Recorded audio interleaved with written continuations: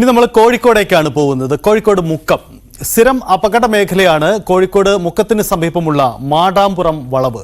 കൊയിലാണ്ടി എടവണ്ണ സംസ്ഥാന പാത പുതുക്കി നിർമ്മിച്ച ശേഷം കഴിഞ്ഞ ഒരു വർഷത്തിനുള്ളിൽ മാത്രം 500-ലധികം അപകടങ്ങളാണ് ഇവിടെ നടന്നത്.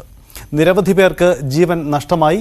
അപകടങ്ങൾ കണ്ടുമെടുത്ത സമീപവാസി വീട്ടിലൊരു CCTV സ്ഥാപിച്ച് അപകട ദൃശ്യങ്ങൾ മാത്രം അപ്ലോഡ് ചെയ്യാനായി ഒരു ഇൻസ്റ്റാ പേജും ആരംഭിച്ചു കഴിഞ്ഞു.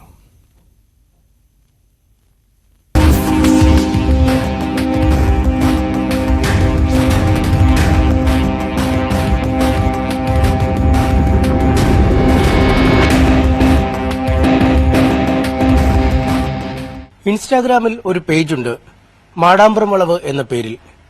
ഈ പേജിലെ മുഴുവൻ ചിത്രങ്ങളും ഒരു സ്ഥലത്തെ അപകടത്തിന്റേതാണ്.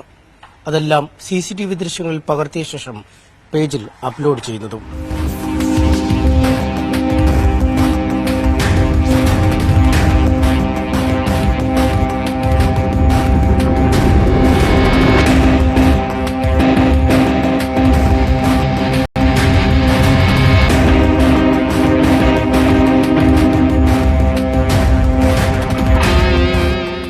മാടാമ്പുറം കർവ് എന്ന ഇൻസ്റ്റാഗ്രാം പേജിലെ ദൃശ്യങ്ങൾ അപ്ലോഡ് ചെയ്യുന്നത് ഈ CCTVയിൽ നിന്നാണ്. തങ്ങളുടെ വീട്ടിലെ ദൃശ്യങ്ങൾ നിരീക്ഷിക്കാൻ വേണ്ടി സ്ഥാപിച്ച CCTVയുടെ ഒരു വിൻഡോ പൂർണ്ണമായും അപകട സ്ഥലത്തേക്ക് മാറ്റിയിരിക്കുകയാണ്.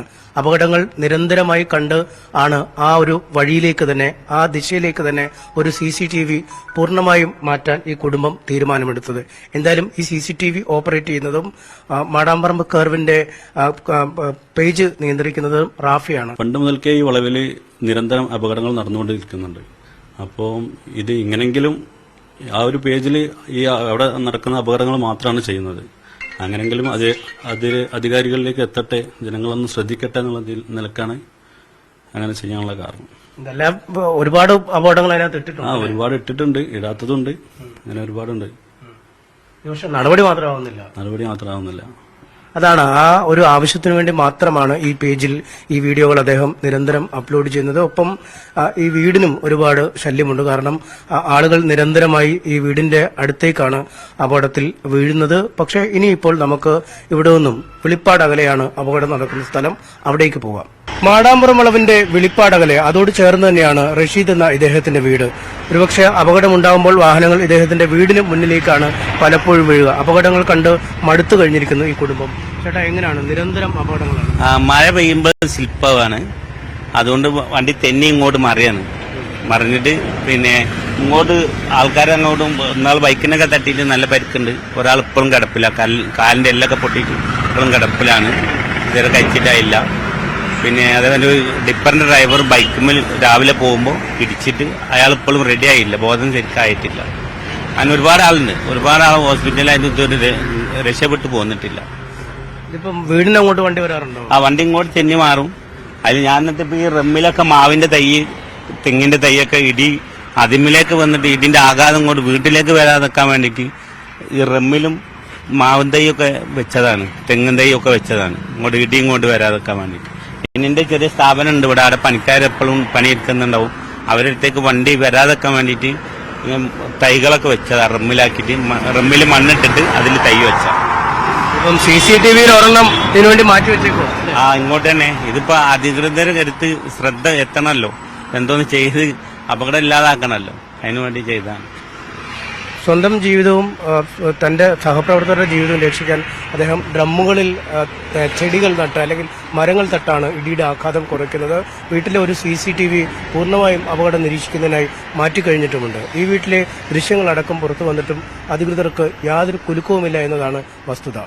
മഴക്കാലം എത്തിയാൽ യാത്രക്കാരുടെ പേടി സ്വപ്നമായി മാറിയിരിക്കുന്ന, സംസ്ഥാനത്ത് ഒരുപക്ഷെ ഏറ്റവും അധികം അപകടങ്ങൾ നടക്കുന്ന മാടാമ്പുറം വളവിലാണ് ഞാനിപ്പോൾ നിൽക്കുന്നത്.